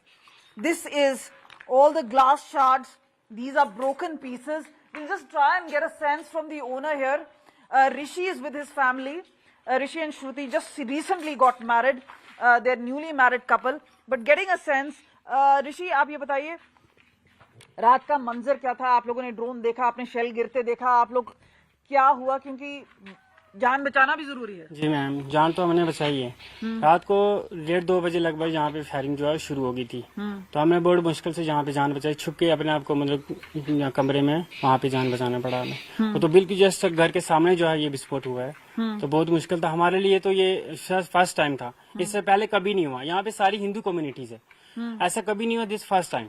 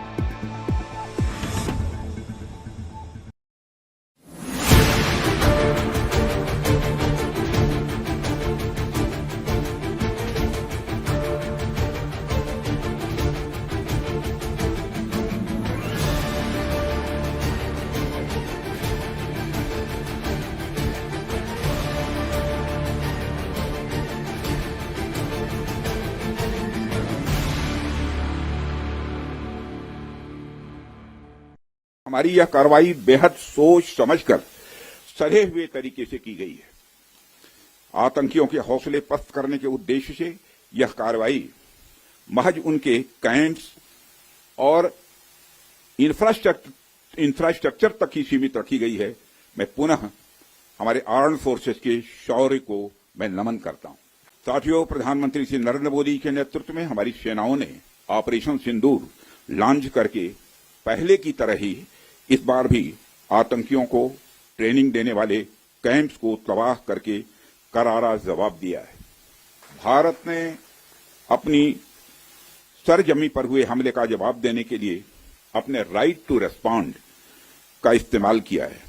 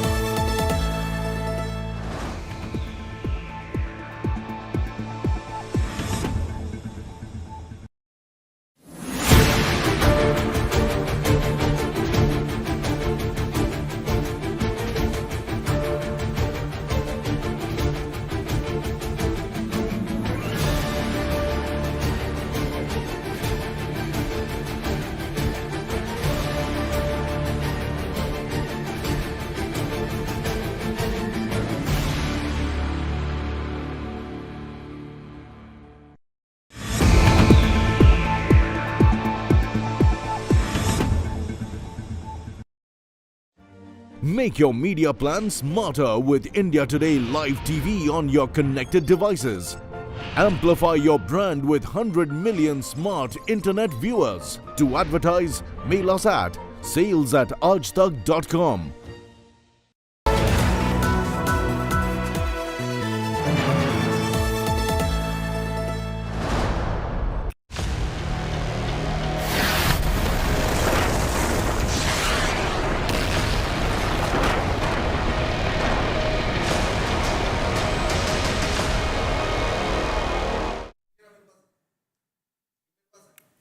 Hello and welcome. You're watching India Today. I'm Akshita Nandagopal. You're joining us for our rolling coverage on the latest as far as the India-Pakistan conflict is concerned. A fresh attempted drone strike by Pakistan being reported as several parts of the country in the north and west are seeing fresh drone strikes by Pakistan, all being thwarted as we speak by our alert forces. We'll be getting you those live updates from different parts of North and West India that are facing these drone strikes. But let's begin with breaking news that's coming in. The White House has reacted to what's happening between India and Pakistan with a message that President Trump wants to see it de-escalate. So the White House saying that President Trump wants de-escalation right now. The question is whether something will be done about this by America. As you've had the US Vice President making it very clear, J.D. Vance making it very clear that this is none of America's business. And so they're going to let India and Pakistan deal with it their way.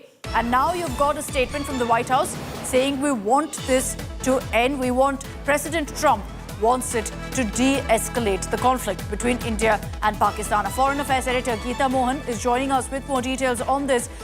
Geeta, you had a statement that came in just a few days ago from the Vice President of America saying, look, this is none of our business. This is an issue between India and Pakistan. Today you have the White House saying the President wants to ensure this de-escalation, wants to see de-escalation between India and Pakistan. So how do we really look into this statement? Well, Akshita, very clearly, J.D. Vance said, made a statement that he thought and was in all probability in his personal capacity, because that's not how diplomacy is being conducted between India and the United States of America. Firstly, not the first time that Donald Trump is seeking de-escalation. Not so long ago, he had said it's a shame that they've not ended it. There has been a tit for tat. They did what they had to. Now the two countries should stop. And then you have Marco Rubio, who is the man, man engaging India and the United States of and Pakistan. In India's case, External Affairs Minister Dr. Jaishankar. In Pakistan's case, Pakistan Premier Shehbaz Sharif. And seeking de-escalation. So the briefing that is still underway, the spokesperson just making that clear and reiterating that President Trump wants de-escalation because this is not helping anyone. Okay, also look at the larger picture over here, Akshita. Who does this benefit? They are going into talks with China, the United States of America. They're looking at reducing tariff from 145 to 80 because America is bleeding. And to stop that bleeding, America needs India. India right now is not completely available, and that certainly is hurting the United States of America and its advantage China. So in all this, China stands to gain, America stands to lose a lot, and America needs India. So they do want and are seeking de-escalation. You know, the question then that arises is whether America also will step in to kind of mediate between India and Pakistan. And considering, Geeta, you're also saying that America is reliant on India's partnership right now. Does it look like then America could take India's side in the sense of pulling up Pakistan? Well, very interestingly, Akshita, United States of America did pull up Pakistan. The statements, the readouts that came from the State Department after the conversations that Marco Rubio had with Jaishankar and with Shehbaz Sharif clearly said that on the one hand, the readout on India said that they stand with India in the support and fight against terrorism. And on the other hand, the readout on Pakistan very clearly said condoling the death of civilians, but also in the same breath said Pakistan needs to stop terror. So recognizing that terrorism is the reason why the two countries are where they are at today. Having said that, India has made it very clear India is not seeking mediation. Iran has offered mediation. Saudi Arabia, Qatar are in conversation with India and with Pakistan. They're not looking at mediation. What they really are looking at is if you have sway over Pakistan, if you have influence over Pakistan, please tell them that they need to stop using terrorism as an instrument of state policy, and there will be no escalation. Why is Pakistan responding to an action India took against terrorists? Why is Pakistan responding to an action India took against terrorists by hitting India's civilian and military targets, when India had made it very clear that they were not going in to hit Pakistani military and civilian targets, that they were terror infrastructure that India was looking at. So these are things that the international community will have to understand, and if they want any de-escalation, the ball then is in Pakistan's court. And even the statement that came in from President Trump right after Operation Sindoor, he seemed to suggest that, look, this was tit-for-tat action, while also, of course, saying that hopefully it ends here. The message from President Trump was very clear, Geeta, at that point, when he said that, you know, this is India essentially responding to the Pahalgam terror attack, to Pakistani terrorists carrying out an attack on Indian soil. He called it tit-for-tat. Well, absolutely. And so has India reiterated the very same thing. When Pakistan said that the action by India will see an appropriate response and response with same measure, India and the Foreign Secretary of India, Secretary Vikram Misri, in a press briefing yesterday had said very clearly that India's action was not the initiation of the problem between the two countries. It was in fact a retaliation, a response to what had already happened. That the first incident was Pahalgam and the retaliation was what India did. So if Pakistan wants, it could have stopped right there and then. It didn't. Okay, interesting. Thanks very much, Geeta, for joining us with details really on how America has been choosing to react to what's happening between India and Pakistan. Listen into the White House press secretary. He has been in constant communication with the leaders of both countries trying to bring this conflict to an end. Just one other question. Yesterday, we Caroline. Two questions. First, can you give us an update on U.S. efforts to mediate or have an impact on the conflict between India and Pakistan? Sure, I absolutely can. This is something that the Secretary of State and, of course, now our National Security Advisor as well, Marco Rubio, has been very much involved in. The President has expressed he wants to see this de-escalate as quickly as possible. He understands these are two countries that have been at odds with one another for decades, long before President Trump was here in the Oval Office. However, he has good relationships with the leaders of both countries, and the Secretary of State, Marco Rubio, I spoke to him just yesterday. He has been in constant communication with the leaders of both countries, trying to bring this conflict to an end. Just one other question. Yesterday, Caroline, two questions. First, can you give us an update on U.S. efforts to mediate or have an impact on the conflict between India and Pakistan? Sure, I absolutely can. This is something that the Secretary of State and, of course, now our National Security Advisor as well, Marco Rubio, has been very much involved in. The President has expressed he wants to see this de-escalate as quickly as possible. He understands these are two countries that have been at odds with one another for decades, long before President Trump was here in the Oval Office. However, he has good relationships with the leaders of both countries, and the Secretary of State, Marco Rubio, I spoke to him just yesterday. He has been in constant communication with the leaders of both countries, trying to bring this conflict to an end. Just one other question. Yesterday, Caroline, two questions. First, can you give us an update on U.S. efforts to mediate or have an impact on the conflict between India and Pakistan? Sure, I absolutely can. This is something that the Secretary of State and, of course, now... Just heard there from the White House press secretary when she says that we're very closely tracking the situation. We're speaking to both sides right now, and President Trump wants de-escalation. I just want to also play out for you what U.S. Vice President J.D. Vance said 2 days ago when asked about what's happening between India and Pakistan. The message essentially was, look, this is none of our business. This is not America's business. Listen in.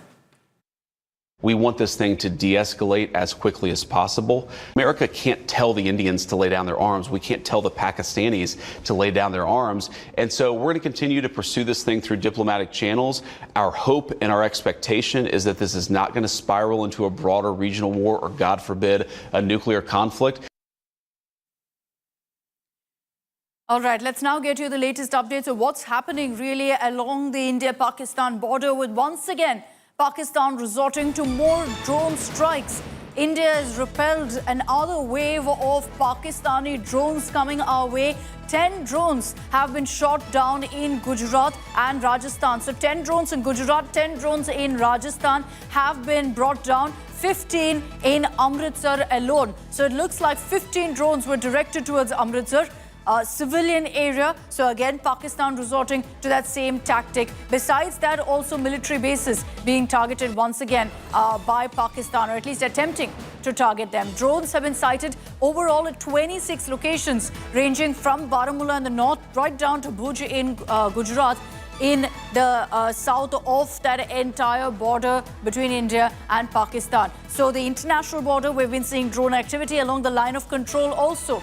There is drone activity. There is also suspected armed drones that were used by Pakistan this time, posing, of course, huge threats to civilian and military targets. I'll just run you through the locations where these drones were spotted and then shot down. Baramulla, Srinagar, Avantipora, Nagrota, Jammu, Ferozpur in Punjab, Pathankot in Punjab, Fazilka, Lalgarh, Jatta, Jaisalmer in Rajasthan, Barmer, Bhuj in Gujarat, Corbett and Lakinala. These are the locations where, in fact, drone movement activity was spotted. An armed drone also targeted a civilian area in Ferozpur of Gujarat, resulting in severe injuries to members of a family. And now the confirmation coming in that all of those who've been injured have been provided medical assistance. The area has been sanitized by our forces. This is a statement that's coming from the army, and the army maintains they are maintaining at this point a high state of alert, and all such aerial threats are being tracked and engaged using counter-drone systems. The situation is under close and constant watch. Prompt action is being taken whenever necessary. The army in that statement has also said citizens, especially in border areas, are advised to remain indoors, limit unnecessary movement and strictly follow safety instructions issued by local authorities. There is no need to panic. I'll highlight that bit of the statement. No need to panic. heightened vigilance and precaution are essential. So what we understand from the statement that's just come out is that at 26 locations, drones were spotted, Pakistani drones, all of them brought down, but for one incident in Firozpur where you had a drone targeting a civilian area and unfortunately members of a family being injured in that particular incident. Let me bring in right now on this broadcast Mir Farid as well as Amit Bharadwaj for the latest on this. Amit, I'm going to come across to you first.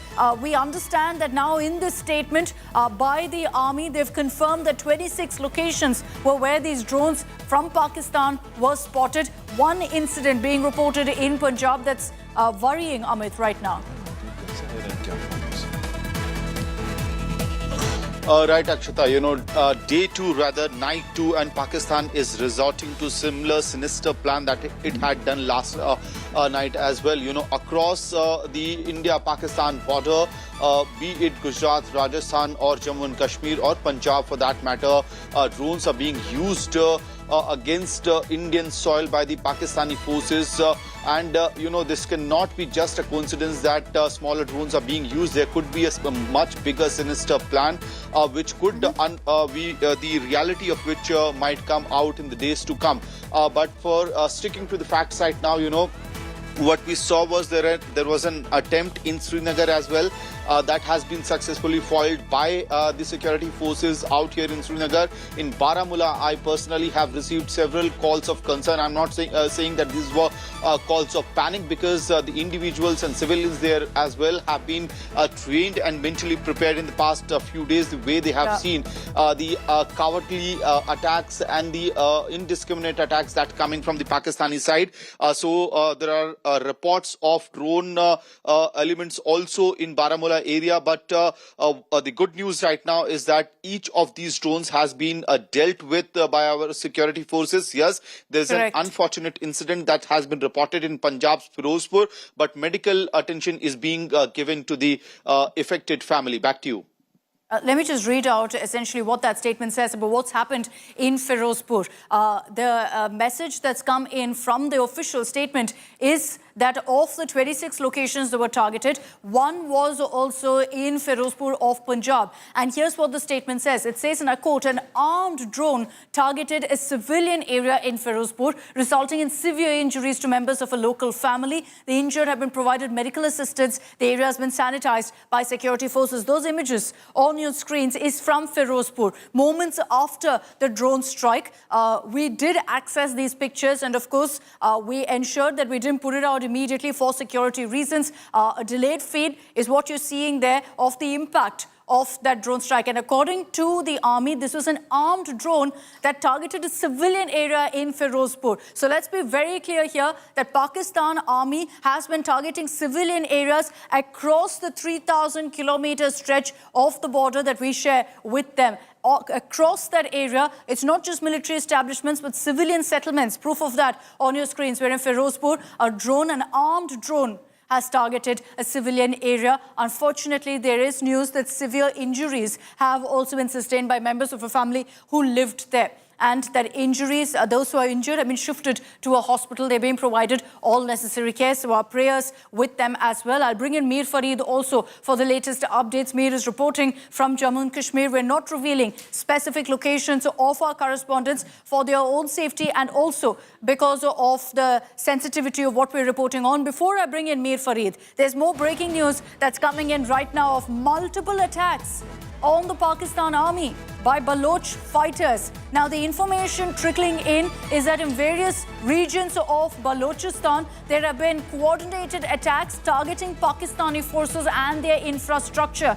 This has been carried out by Baloch armed groups. Essentially, we've constantly been seeing a lot of anger against the Pakistan army in Balochistan. And essentially with what's happening between India and Pakistan, these Baloch fighter groups making the most of that to also hit the Pakistan army. So multiple attacks being reported by Baloch fighters on the Pakistan army. This is the second such day of such attacks being reported. Even last night, while we were live here on India Today, we got you that news break of a similar such strike of the Pakistan army by Baloch groups. And now we understand that of the multiple incidents incidents that are being reported. I'll just run you through those. A grenade attack has been reported in Turbat in Kech district. Explosions and sustained gunfire has been confirmed in Quetta. 2 separate grenade attacks in Panchgur. Armed men established a blockade on the China-Pakistan economic corridor. So you see at least 4 incidents of attacks on the Pakistan army being reported in different parts of Balochistan. These are Baloch fighter groups who constantly take the Pakistan army head on. Now also timing their attacks, timing their targets at the Pakistan army to what's happening between India and Pakistan. So this is the information that's coming in right now. I'll take this across to Mir Farid for an update on what's really happening in Balochistan. Last night, 2 similar attacks took place, Mir. Now again, the Baloch fighters essentially trying to time their attacks to the India-Pakistan conflict, hoping to catch the Pakistan army completely unaware.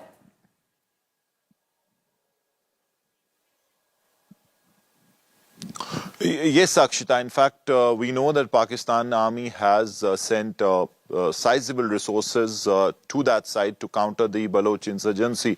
But you're right, the timing is also important because they have upped the ante as far as these attacks are concerned. Though the Pakistan Army has come out time and again said that things are under control. But these attacks are growing and they're becoming more dangerous and more lethal. Every time. Last time, the Baloch Liberation Army claimed that they have blown up a Pakistan army vehicle. There have been casualties, and post that there have also been reports of grenade attacks, cutting of highways. All those things are happening, but yes, timing is significant because this, even if it is not physically an aspect where we know that Pakistan army is very much present there, the resources are there, but at least mentally they feel that the Pakistan